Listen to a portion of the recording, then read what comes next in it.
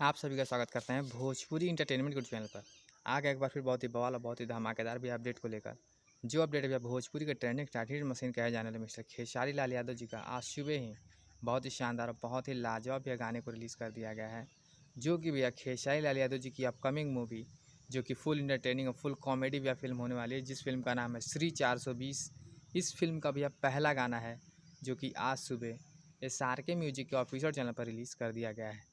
जैसा कि आप सभी लोग स्क्रीन पर देख पा रहे होंगे, जिस शानदार और लाजवाब यह गाने का नाम है ऐसा कोई सगा नहीं जिसको हमने ठगा नहीं। बात की जाए इस शानदार और लाजवाब गाने की, तो इस गाने को भी गाया है भोजपुरी के ट्रेंडिंग ट्रैक हिट मशीन कहे जाने वाले मिस्टर खेसारी लाल यादव जी ने। तो ये गाना भी मैंने सुना, गाना बहुत ही शानदार और बहुत ही लाजवाब बनाया गया है। यदि आप लोगों ने इस मूवी का टीज़र देखा होगा तो इस ट्रेलर में भी आप सभी को ये गाना भी सुनने को मिला होगा। गाना बहुत ही प्यारा और बहुत ही लाजवाब भी बनाया गया है। तो आप सब जाएं SRK म्यूजिक पर जाकर इस शानदार और लाजवाब भी गाने को अपना प्यार साथ दें। गाना बहुत ही शानदार, बहुत ही लाजवाब बनाया गया है।